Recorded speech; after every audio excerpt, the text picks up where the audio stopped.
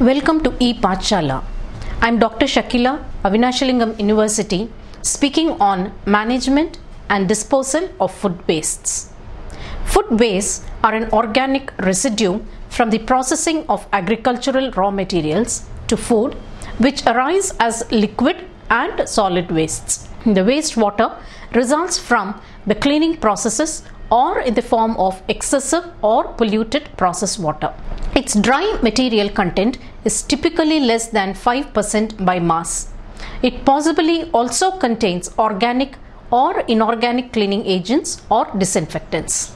Solid food wastes with an organic origin have remarkably higher water content. They are usually characterized by constant quality and purity due to the foregone processes. The fact that these substances are removed from production process as undesirable ingredients makes them by definition wastes. The term byproduct, which is common in industry, points up that these are mostly ulterior usable substances, often with a market value. Waste disposal is one of the major problems facing most food processing plants. Agriculture as the traditional way of waste utilization, a consequential outcome because most raw materials are also from agricultural origin, is no longer available due to major changes in law and technology. Furthermore, new kinds of process engineering and resultant new products are increasingly interesting. Food is lost or wasted throughout the supply chain, from initial agricultural production down to final household consumption. In medium and high income countries, food is to a significant extent wasted at the consumption stage, meaning that it is discarded even if it is still suitable for human consumption. Significant losses also occur early in the food supply chains in the industrialized regions. In low income countries, food is lost mostly during the early and middle age stages of the food supply chain. Much less food is wasted at the consumer level. Overall, on a per capita basis, much more food is wasted in the industrialized world than in developing countries. The causes of food losses and waste in low-income countries are mainly connected to financial, managerial, and technical limitations in harvesting techniques, storage, and cooling facilities in difficult climatic conditions, infrastructure, packaging, and marketing systems. Given that many smallholder farmers in developing countries live on the margins of food insecurity, a reduction in food losses could have an immediate and significant impact on their livelihoods. The causes of food losses and waste in medium and high income countries mainly relate to consumer behavior as well as to a lack of coordination between different actors in the supply chain. Farmer-buyer sales agreements may be contributed to quantities of farm crops being wasted.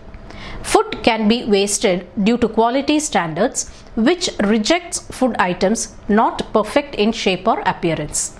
At the consumer level, insufficient purchase planning and expiring best before dates also cause large amount of waste, in combination with the careless attitude of those consumers who can afford to waste food. Food waste in an industrialized countries can be reduced by raising awareness among food industries, retailers, and consumers. There is a need to find good and beneficial use for safe food that is presently thrown away. Food wastage includes both food losses, which occur at the production, post-harvest, and processing stages, and food waste, which arises at the retail and consumption stages. Generally speaking, raw and auxiliary materials as well as processing aids enter the production process and exit as one of the following: as a desired product, non-product specific waste, or as product specific waste. The amount and quality of the product can be influenced almost completely independently of the type and quality of non-product specific waste. A typical example of non-product specific waste would be containers for chemicals involving in cleaning and disinfection. It is characteristic of product specific waste that the generated mass of waste relative to production levels can only be altered through technical means, which often unavoidably leads to a change in product quality. Typical examples of product specific waste are spent grains from beer production, slaughterhouse waste from meat production, tea leaves, orange and potato peels, or old bread. Product specific waste unavoidably accumulates as a result of processing raw materials. It is produced during the various steps of production in which the desired components are extracted from the raw materials. After extraction, there are still often other potentially useful components present in the remaining materials.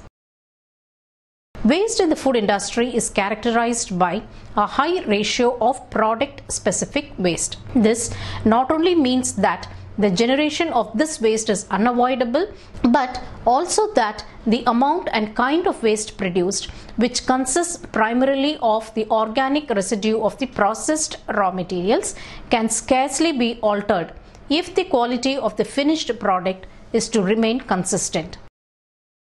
The utilization and disposal of product-specific waste is difficult due to its inadequate biological stability, its potentially pathogenic nature, its high water content, its potential for rapid autooxidation, as well as its high level of enzymatic activity.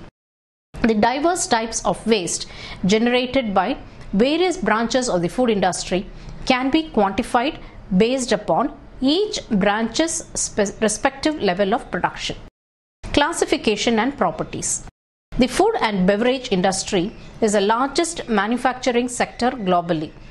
Waste disposal and byproduct management in the food processing industry pose problems within the areas of environmental protection and sustainability. The current methods further utilization of product-specific waste have developed along traditional lines and have been closely bound to the agricultural origins of raw materials themselves. About 1/3 of food for human consumption is lost or wasted globally each year. In addition, when food is wasted, all of the resources that were put into its production are also lost. Not only are these increasingly scarce resources, such as water and fuel, lost, but greenhouse gas emissions are also associated with the disposal of food.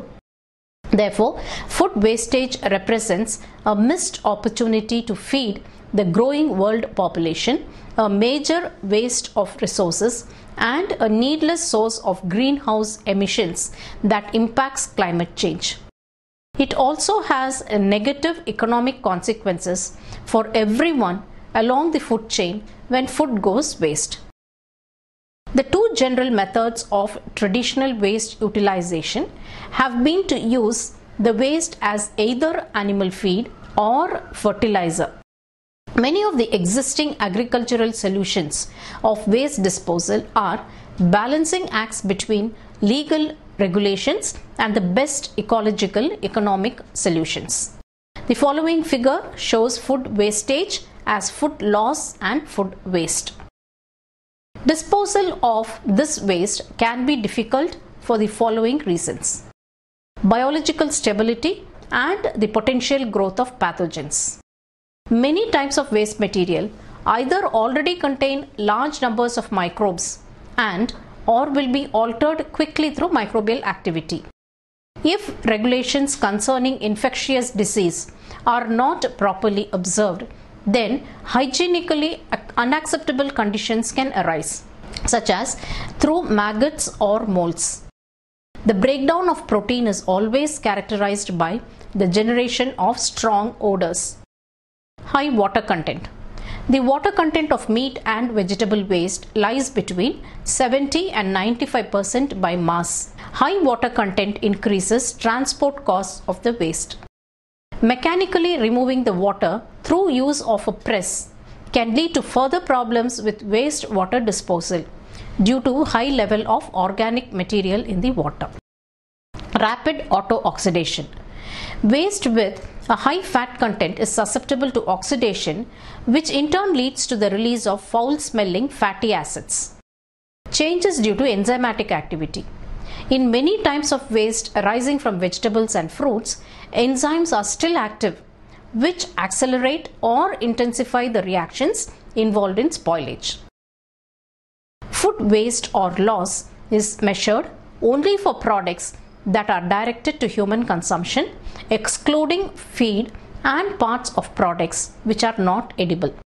Per definition, food losses or waste are the names of food lost or wasted in the part of the food chains leading to edible products going to human consumption. Therefore, food that was originally meant for human consumption but which fortunately gets out the human food chain is considered as food loss or waste, even it is then directed to a non-food use.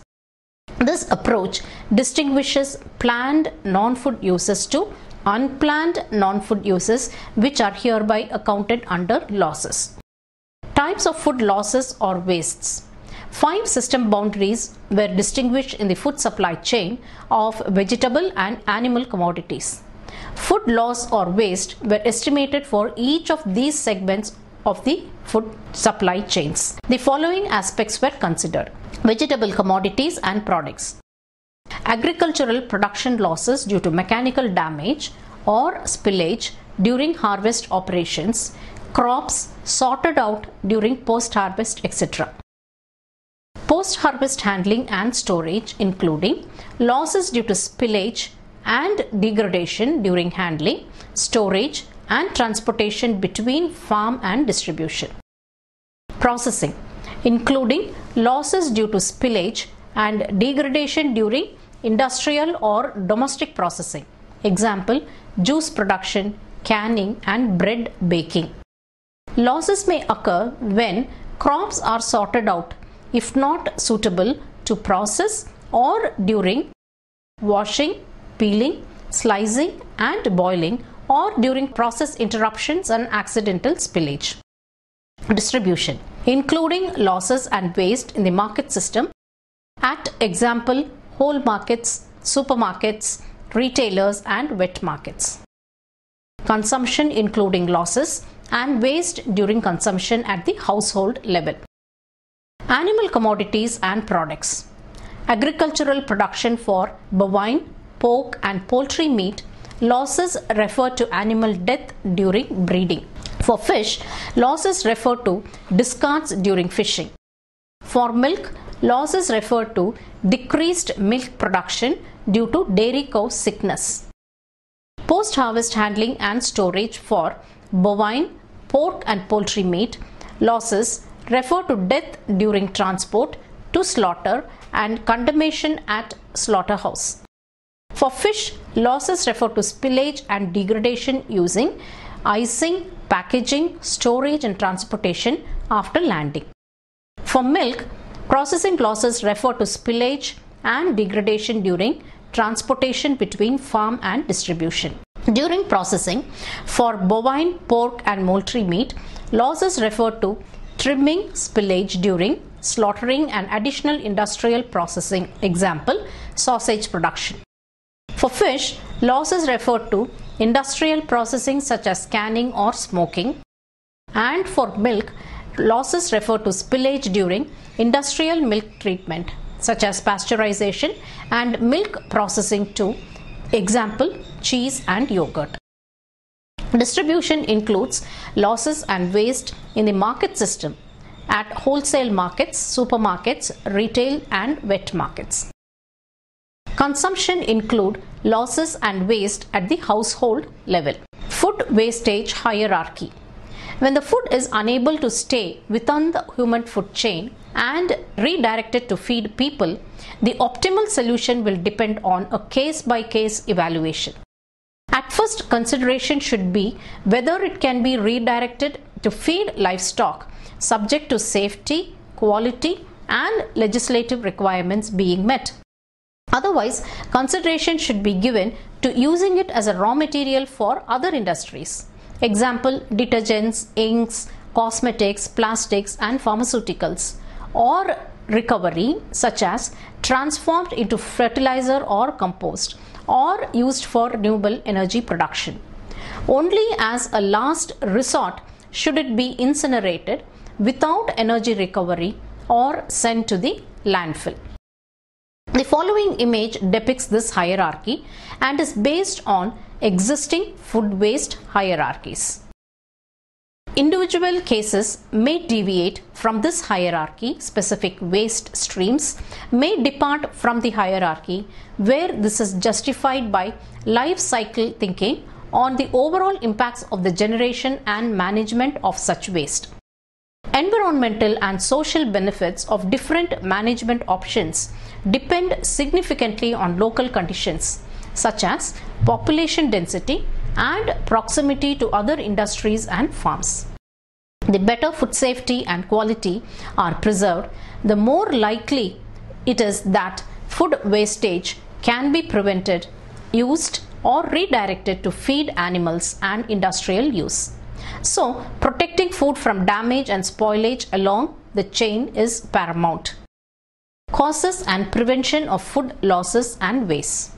Food is wasted through the food supply chain from initial agricultural production down to final household consumption. In medium and high income countries, food is to a high extent wasted, meaning that it is thrown away, even if it is still suitable for human consumption. Significant food loss and waste, however, also occur earlier in the food supply chain. In low income countries, food is mostly lost during the production to processing stages of the food supply chain. In industrialized countries, food gets lost when production exceeds demand. In order to ensure delivery of agreed quantities while anticipating unpredictable bad weather or pest attacks, farmers sometimes make production plans on the safer side and end up producing larger quantities than needed even if conditions are average. In the case of having produced more than required, some surplus crops are sold to processors or as animal feed. However, this is often not financially profitable considering lower prices in these sectors compared to those from retailers. Prevention. Communication and cooperation between farmers. Cooperation among farmers could reduce risk of overproduction by allowing surplus crops from one farm to solve a shortage of crops on another. In developing countries and sometimes developed countries, food may be lost due to premature harvesting. Poor farmers sometimes harvest crops too early due to food deficiency or the desperate need for cash during the second half of the agricultural season. In this way, the food incurs a loss in nutritional and economic value and may get wasted if it is not suitable for consumption. Prevention. Organizing small farmers and diversifying up, scaling their production and marketing. Small resources poor farmers can be organized in groups to produce a variety of significant quantities of cash crops or animals. In this way, they can receive credit from agricultural financial institutions or advance payments from buyers of the produce. High appearance quality standards from supermarkets for fresh products lead to food waste. Some produce is rejected by supermarkets at the farm gate due to rigorous quality standards concerning weight, size, shape, and appearance of the crops. Large portion of crops never leave the farms. Even though some rejected crops are used as animal feed, the quality standards might divert food originally aimed for human consumption to other uses. Prevention. Consumer surveys by supermarkets. Supermarkets seem convinced that consumers will not buy food which has the wrong weight, size, or appearance.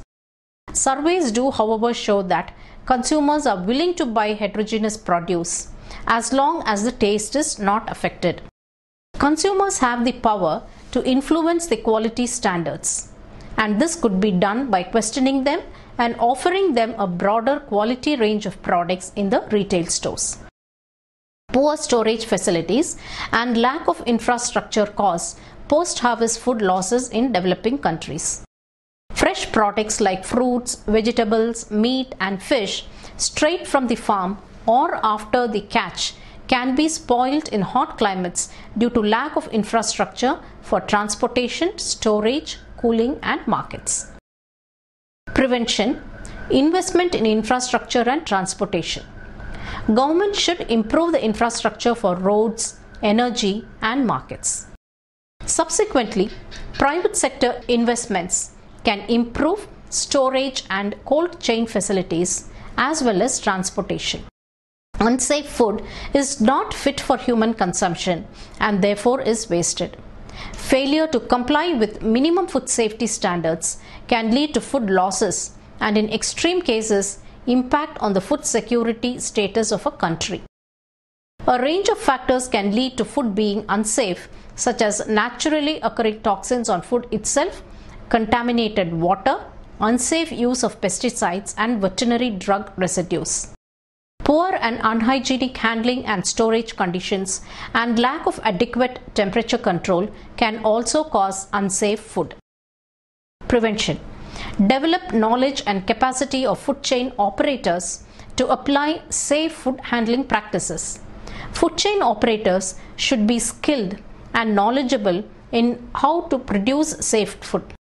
Foods need to be produced, handled and stored in accordance with food safety standards.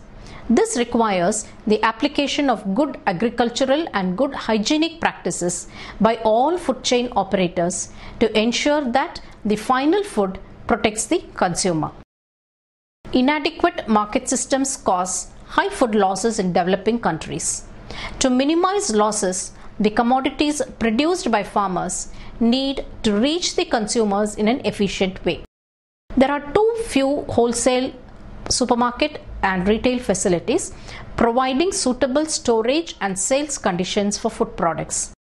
Wholesale and retail markets in developing countries are often small, overcrowded, unsanitary and lack cooling equipment.